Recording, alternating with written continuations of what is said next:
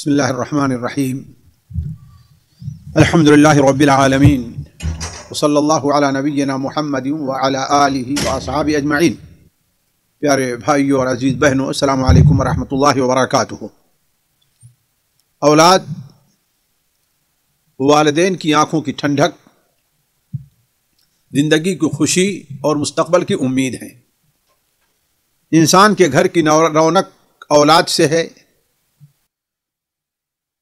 ان کی زندگی میں لذت و سرور اولاد ہی سے ہے، بلکہ شرعی طور پر بھی اولاد ایک ایسا ذخیرہ ہے جو انسان کے اس دنیا سے رخصت ہو جانے کے بعد بھی باقی رہتا ہے۔ نبی کریم صلی اللہ علیہ وسلم نے اسی طرف ہماری توجہ دلائی ہے۔ آپ صلی اللہ علیہ وسلم نے ارشاد فرمایا، جیسا کہ صحیح مسلم میں حضرت ابو ہریرہ کی روایت ہے کہ اذا مات ابن آدم انقطع عملہ، جب بنی آدم کے بیٹے کا جب انتقال ہوتا ہے تو انقطع عملہ، اس کے عمل کا سلسلہ ٹوٹ جاتا ہے، ختم ہو جاتا ہے۔ ہاں، 3 عمل ایسے ہیں کہ جن کا اجر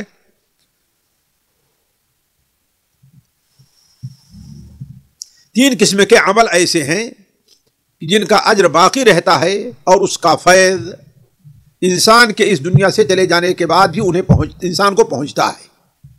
وہ عمل کیا ہیں؟ ایک صدقہ جاریہ ہے، یعنی اپنی زندگی میں اس نے کوئی صدقہ جاریہ کا انتظام کر دیا جس سے لوگ فائدہ اٹھا رہے ہیں، تو اس کا اجر اس کی وفات کے بعد بھی اس کو مل رہا ہے۔ دوسرا وہ علم ہے جس سے لوگ فائدہ اٹھائے ہیں، یعنی وہ جا چکا ہے، کچھ ایسا علم کتابوں کی شکل میں، شاگردوں کی شکل میں یا کسی اور شکل میں وہ چھوڑ کر کے جا رہا ہے، جس سے لوگ اس کی وفات کے بعد بھی فائدہ اٹھا رہے ہیں۔ اور تیسری چیز ہے ولد صالح یدعو لہ، نیک اولاد جو اس کے لیے دعا کرے۔ یہاں اللہ کے رسول صلی اللہ علیہ وسلم صرف اولاد نہیں کہا بلکہ نیک اولاد کہا، اس لیے کہ اولاً تو دعا کرنا اور دعائیں مانگنا یہ عموماً نیک اولاد ہی کی طرف سے ہوتا ہے، اور ثانیاً نیک لوگوں ہی کی دعا اللہ تبارک و تعالی قبول کرتا ہے اور اسے شرف قبولیت بخشتا ہے۔ اس لیے آپ صلی اللہ علیہ وسلم نے فرمایا کہ نیک اولاد جو اس کے لیے دعا کرے۔ لہذا اس حدیث کی بنیاد پر یہ کہا جا سکتا ہے کہ والدین کو یہ نعمت ہر اولاد کو چھوڑنے پر نہیں ہوگی، بلکہ یہ وہ اولاد ہوں گے کہ جنہیں اس لائق بنایا ہے کہ وہ اس کے لیے دعا کر سکیں۔ اسی لیے اہل علم یہ کہتے ہیں کہ وہی بچے اپنے والد کے لیے مفید ہوں گے جن بچوں کے حقوق کو والدین نے ادا کیا ہے۔ اگر ان کے حقوق کو ادا نہیں کیا تو وہ بچے عموماً والدین کے لیے مفید نہیں ہوتے۔ لہذا یہ بھی ضروری ہے کہ جہاں ہم نے والدین کے حقوق کو جانا، وہیں ضروری یہ ہے کہ ہم اولاد کی بھی حقوق کو ہم جانیں، تاکہ ہماری اولاد ہمارے لیے صدقہ جاریہ بنے۔ علماء نے اس سلسلے میں سب سے پہلی چیز جو رکھی ہے وہ بیٹے کی اپنے اولاد کی ماں کا انتخاب ہے، یعنی وہ شادی کرے تو ایک ایسی عورت سے شادی کرے جس کے بچے لائق نکلیں، جس کے بچے ہمارے لیے مفید نکلیں۔ کسی فاحشہ بازاری عورت سے شادی نہ کرے۔ اسی لیے اللہ کے رسول صلی اللہ علیہ وسلم نے ارشاد فرمایا، جیسا کہ سنن ماجہ، مستدرک حاکم وغیرہ میں حضرت عائشہ رضی اللہ تعالی عنہا سے روایت ہے کہ آپ نے بیان فرمایا، تخیروا لنطفکم وانکحوا الاکفاء وانکحوا الیہم۔ تخیروا لنطفکم، اپنے نطفے کے لیے اچھے رحم کا انتخاب کرو، یعنی کسی خاندانی اور شریف اور نیک عورت سے شادی کرو۔ تخیروا لنطفکم، اپنے نطفے کے لیے اچھے رحم کا انتخاب کرو۔ وَأَنْكِحُوا الْأَكْفَاءَ، اور کفو میں اپنے بچوں کی شادی کرو، اپنے بچوں کی شادی، تاکہ ان کی اولاد اچھی ہو۔ اور یہی نہیں، اور لڑکیوں کی شادی بھی، اس میں بھی کفو کا لحاظ کرو، یعنی تمہارے لڑکے ہوں یا لڑکی ہوں، جو کچھ بھی ہو، ان کے لیے بھی اچھے رشتے تلاش کرو۔ تو یہ پہلا حق ہے جو والدین کے اوپر بچوں کا ہوتا ہے کہ ان کے لیے اچھی ماں کا انتخاب کریں۔ نبی کریم صلی اللہ علیہ وسلم نے اس سلسلے میں ترغیب دلاتے ہوئے فرمایا کہ تنکح المرأۃ لاربع، کسی عورت سے شادی چار چیزیں دیکھ کر، چار خوبیاں دیکھ کر کے کی جاتی ہیں۔ کچھ لوگ مال دیکھ کر کے شادی کرتے ہیں، تم یہ نہ دیکھنا۔ کچھ لوگ خاندان دیکھ کر شادی کرتے ہیں، تم ایسا نہ کرنا۔ اور کچھ لوگ کچھ لوگ مال دیکھ کر کے، کچھ لوگ خاندان، اور کچھ لوگ خوبصورتی دیکھ کر کے شادی کرتے ہیں، اس لیے کہ یہ تینوں چیزیں ایسی ہیں جو جلدی زائل ہونے والی اور کسی کام آنے والی نہیں ہیں۔ البتہ دین دیکھ کر کے شادی کرو، اس لیے کہ دین ایک ایسی چیز ہے جو باقی رہنے والی ہے۔ تو کہنے کا مطلب ہے مختصراً یہ کہ سب سے پہلی چیز یہ ہے کہ اپنے بچوں کے لیے جو انتخاب ہونا چاہیے اپنی اولاد کے لیے نیک اور صالح عورت کی۔ دوسرا حق والدین کا، اولاد کا بڑا اہم ہے، اور وہ یہ ہے کہ بچوں کی زندگی کی حفاظت ہو۔ یعنی اگر کوئی بچہ بطور نطفہ کے، بطور مضغہ کے اپنی ماں کے پیٹ میں پل رہا ہے، تو اب اس کا یہ حق بنتا ہے کہ اس کی حفاظت کی جائے، اس کو باقی رکھا جائے۔ یعنی کئی چیزیں اس میں داخل ہوں گی۔ ایک چیز تو یہ ہے کہ حمل کو ضائع نہ کرایا جائے الا کہ کوئی شرعی وجہ ہو۔ دوسری چیز یہ ہے کہ اسے ولادت کے بعد قتل نہ کیا جائے، یہ چیز بھی بہت ضروری ہے۔ تیسری چیز یہ ہے کہ لڑکا ہے تو اسے باقی رکھو، اور لڑکی ہے تو اسے قتل کر دو، یہ بھی نہیں ہونا چاہیے۔ یہ تینوں چیزیں بھی اولاد کا والدین کے اوپر حق ہے کہ ان کی زندگی کی حفاظت کریں۔ نبی اللہ تبارک و تعالی فرماتا ہے وَلَا تَقْتُلُوا أَوْلَادَكُم مِّنْ إِمْلَاقٍ نَحْنُ نَرْزُقُكُمْ وَإِيَّاهُمْ۔ دیکھو، روزی کے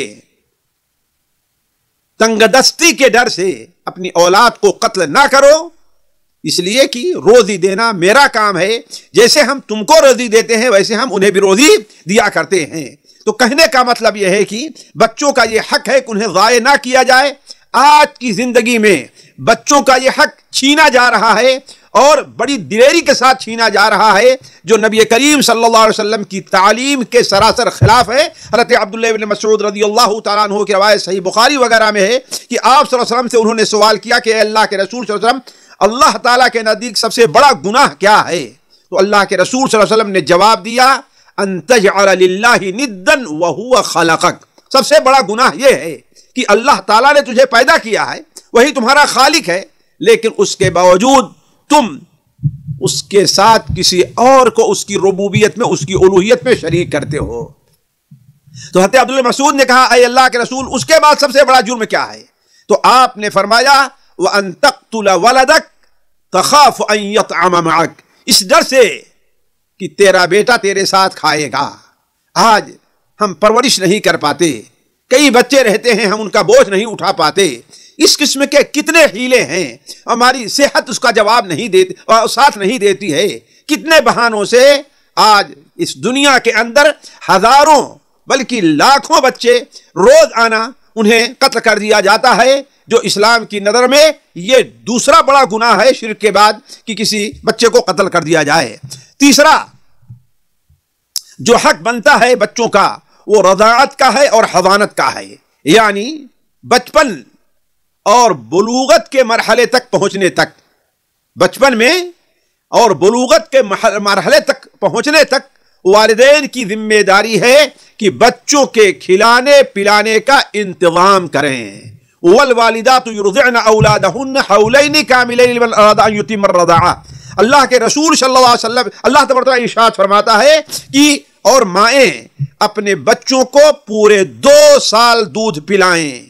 پورے 2 سال دودھ پلائیں، تو گویا دودھ پلانا ایک ایسا حق ہے بچے کا جو اپنی ماں کے اوپر اپنا حق رکھتا ہے، بلکہ یہی حق کبھی اوجب الواجبات میں ہو جائے گا، اور یہ اتنا بڑا واجب ہے کہ نبی کریم صلی اللہ علیہ وسلم کو خواب میں دکھایا گیا، جیسا کہ صحیح ابن خزیمہ اور صحیح ابن حبان میں حضرت ابو امامہ رضی اللہ تعالیٰ عنہ سے مروی ہے کہ نبی کریم صلی اللہ علیہ وسلم نے خواب میں دیکھا، آپ کو دکھایا گیا کہ کچھ عورتوں کو ان کی چھاتیوں میں آنکش ڈال کر کے انہیں لٹکا دیا گیا ہے اور وہ چیخ چلا رہی ہیں۔ جب آپ صلی اللہ علیہ وسلم نے پوچھا حضرت جبرائیل سے تو معلوم ہوا کہ یہ وہ عورتیں ہیں جو اپنے بچوں کو دودھ نہیں پلاتی۔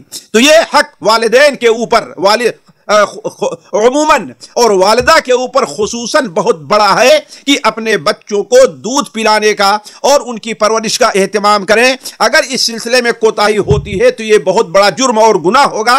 نبی کریم صلی اللہ علیہ وسلم کی حدیث سنن ابو داؤد میں حضرت عبداللہ ابن عمر رضی اللہ تعالیٰ عنہما سے مروی ہے کہ آپ صلی اللہ علیہ وسلم نے ارشاد فرمایا، کفا بالمرء اثما، انسان کے گنہگار ہونے کے لیے یہی کافی ہے، یہی اتنا کافی ہے کہ ان یضیع من یقوت، کہ اللہ تبارک و تعالی نے جس کی روزی کی ذمہ داری اس کے اوپر رکھی ہے، جس کی روزی کا ذمہ دار اس شخص کو بنایا ہے، وہ ان کی روزی کو ضائع کر دیتا ہے۔ تو گویا کہ معلوم یہ ہوا کہ حضانت یعنی دودھ پلانے کا معاملہ جہاں تک ہے اور رضاعت کا جہاں تک معاملہ ہے، پرورش کا، یہ والدین کے اوپر بچوں کا حق ہے، جس کا ادا نہ کرنا یہ اللہ تبارک و تعالیٰ کے نزدیک پرشش کا سبب بن سکتا ہے۔ اسی طریقے سے تعلیم اور تربیت، یہ بھی بچوں کا والدین کے اوپر حق ہے کہ والدین جہاں ان کے کھلانے پلانے، ان کے کپڑا پہنانے اور ان کی کھان خرچ کا اہتمام کرتے ہیں، وہیں ان کی تربیت کا بھی اہتمام کریں۔ اور یہ اتنا تاکیدی حق ہے کہ اللہ تبارک و تعالیٰ نے ارشاد فرمایا، یا ایھا الذین آمنوا قوا انفسکم واہلیکم نارا وقودھا الناس والحجارہ، اے مومنو اپنے آپ کو اور اپنے اہل و عیال کو جہنم سے بچاؤ، جہنم کی آگ سے بچاؤ، وہ جہنم جس کا ایندھن آدمی اور پتھر ہیں۔ تو اللہ تبارک و تعالیٰ نے یہاں صرف یہی نہیں کہ اپنے آپ کو جہنم کی آگ سے بچاؤ، بلکہ جہاں فرمایا کہ اپنے آپ کو، وہیں کہا اپنے اہل و عیال کو۔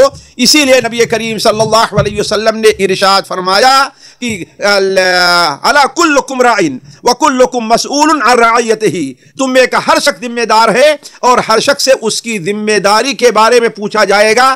بلکہ نبی کریم صلی اللہ علیہ وسلم کی یہ حدیث کس قدر واضح ہے کہ آپ صلی اللہ علیہ وسلم نے ارشاد فرمایا، جیسا کہ امام نسائی رحمہ اللہ اپنی کتاب السنن الکبریٰ میں اور امام ابن حبان رحمہ اللہ اپنی کتاب صحیح ابن حبان میں حضرت انس بن مالک سے روایت کرتے ہیں کہ اللہ کے رسول نے ارشاد فرمایا، ان اللہ سائل کل راع عما استرعاہ، اللہ تبارک و تعالی ہر ذمہ دار سے، ہر چرواہے سے اس کے بارے میں سوال کرے گا کہ جو چیزیں اس کی ذمہ داری میں دی گئی ہیں، جو چیز بھی اس کی ذمہ داری میں ان سے متعلق سوال کرے گا، حافظ ام ضیع، کیا اس نے اس کی حفاظت کی ہے یا اس کو ضائع کیا ہے، حتی یسأل الرجل عن اہل بیتہ، یہاں تک کہ آدمی سے اس کے اہل خانہ کے بارے میں سوال کیا جائے گا۔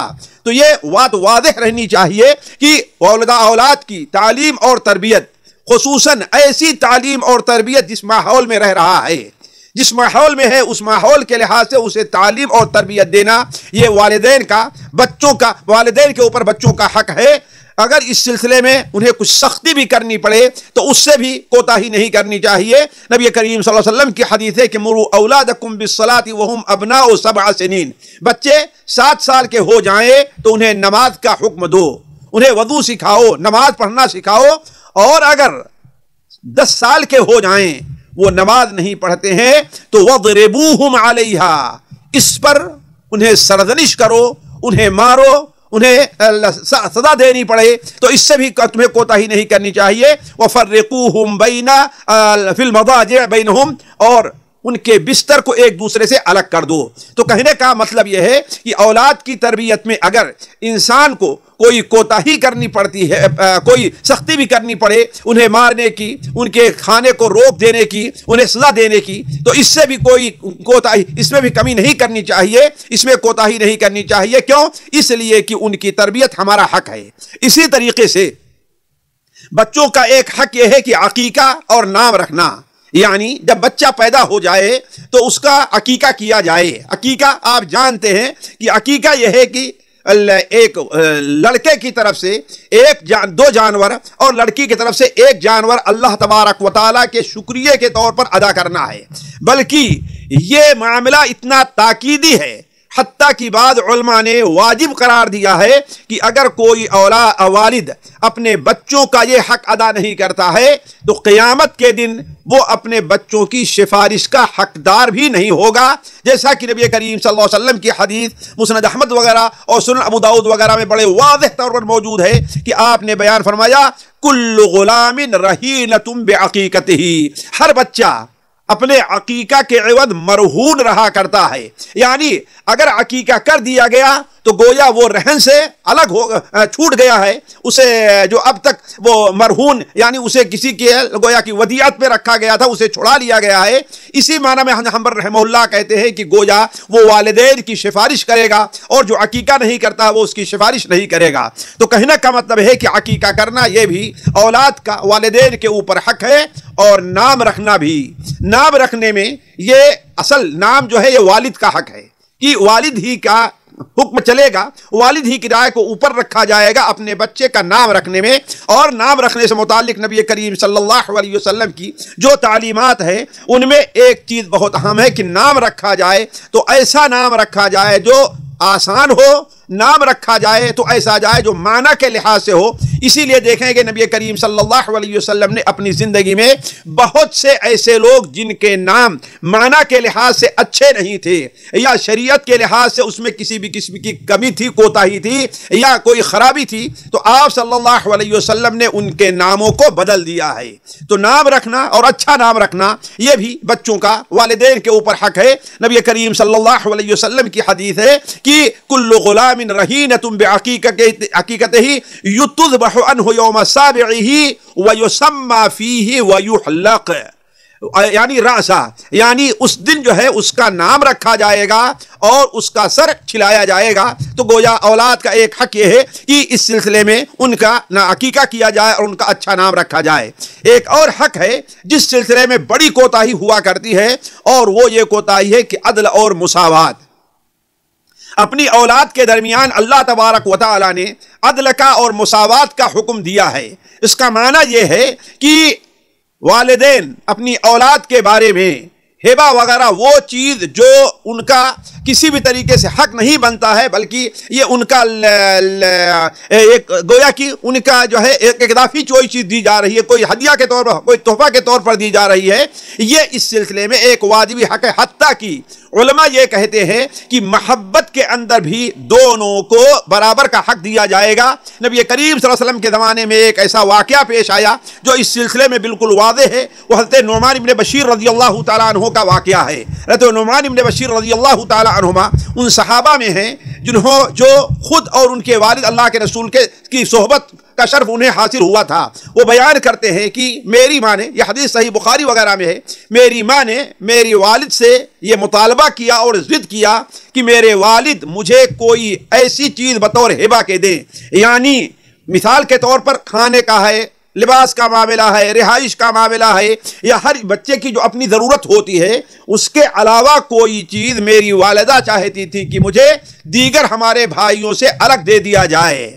جب بار بار ضد کیا تو میرے والد نے مجھے ایک باغ یا ایک غلام، یا ہو سکتا ایک باغ دیا اور اس کی نگرانی کے لیے ایک غلام دے دیا، لیکن جب میرے والد نے مجھے دیا تو میری والدہ نے کہا میں اس پر نہیں راضی ہوں، ایسا کیجئے کہ آپ اس کے اوپر اللہ کے رسول صلی اللہ علیہ وسلم گواہ بنائیے۔ کیوں؟ اس لیے کہ جب اللہ کے رسول صلی اللہ علیہ وسلم کی گواہی رہے گی تو کوئی آدمی یا اس کے دیگر بھائی اس سلسلے میں چوچرا سے کام نہیں لیں گے۔ تو نبی کریم صلی اللہ علیہ وسلم نے حضرت نعمان بن بشیر رضی اللہ تعالیٰ عنہما کا ہاتھ پکڑا، یعنی نہیں، حضرت بشیر نے جو باپ تھے حضرت نعمان کا ہاتھ پکڑا اور نبی صلی اللہ علیہ وسلم کی خدمت میں لے کر کے پہنچے اور کہا اے اللہ کے رسول صلی اللہ علیہ وسلم، میری بیوی فلاں حضرت عبداللہ ابن رواحہ کی بہن تھی، اس نے مطالبہ کیا کہ میں اپنے بیٹے کو کوئی چیز بطور ہدیہ کے دوں۔ اور ہم نے جب اس کو ایک باغ دے دیا ہے یا ایک غلام دے دیا ہے تو اس پر اس کی والدہ اس وقت تک راضی نہیں ہے جب تک کہ ہم آپ کو گواہ نہ بنا دیں۔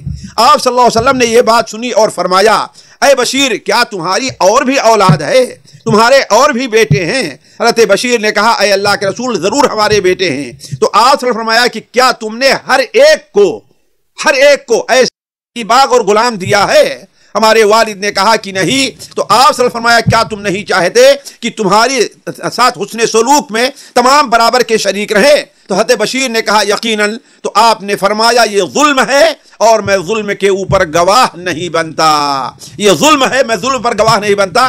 اس لیے علماء کہتے ہیں کہ آپ کی کوئی اولاد ہے، وہ چاہے اولاد نرینہ اولاد ہے یا نرینہ اولاد نہیں ہے بلکہ لڑکی کی شکل میں ہے، ہر ایک کو ہبہ اور ہدیہ کے طور پر اگر دینا ہے تو اس سلسلے میں دو چیزیں سامنے رکھی جائیں گی۔ ایک چیز سامنے ہوگی عدل اور دوسری چیز ہوگی مساوات، یعنی دونوں میں کسی بچے کو کسی کے اوپر فوقیت نہیں دی جائے گی، حتیٰ کہ میراث کے اندر بھی کسی بچے کو کسی کے اوپر فوقیت نہیں دی جا سکتی، جیسا کہ آج ایک عام رواج ہے۔ تو کہنے کا مطلب ہے یہ چند حقوق ہیں جو بچوں کے اپنے والدین کے اوپر ہیں، جن کا ادا کرنا ہر والد کے اوپر فرض ہے۔ اللہ تعالیٰ سے دعا ہے کہ اللہ تعالیٰ ہم میں سے ہر شخص کو بچوں اپنی اولاد کے حقوق کو ادا کرنے کی توفیق عطا فرمائے۔ السلام علیکم ورحمۃ اللہ وبرکاتہ۔ سامعین اکرام، ہمارے علمی اور عوامی دروس اور سوال و جواب کی مجلسوں سے آپ خود بھی مستفید ہوں اور اپنے دوست و احباب کے ساتھ بھی شیئر کریں۔ عین ممکن ہے کہ آپ کے شیئر سے کسی کی اصلاح اور آپ کے لیے صدقہ جاریہ بن جائے۔ واٹس ایپ پر اسلامک میسج حاصل کرنے کے لیے نمبر نوٹ فرمائیں: یعقوب عزیز 00966 5089 59707۔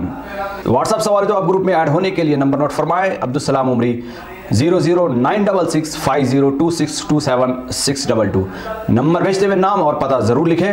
اسی طرح ہمارے یوٹیوب چینل اسلامی دعویٰ کو ضرور سبسکرائب کریں تاکہ ہماری ہر نئی اور اہم ویڈیو کی اطلاع آپ کو فوری حاصل ہو جائے۔ تمام دروس، مقالات اور سوال و جواب سیریز کے لیے ہماری مشہور ویب سائٹ www.islamidawah.com کا مشاہدہ کرتے رہیں۔ السلام علیکم ورحمۃ اللہ وبرکاتہ۔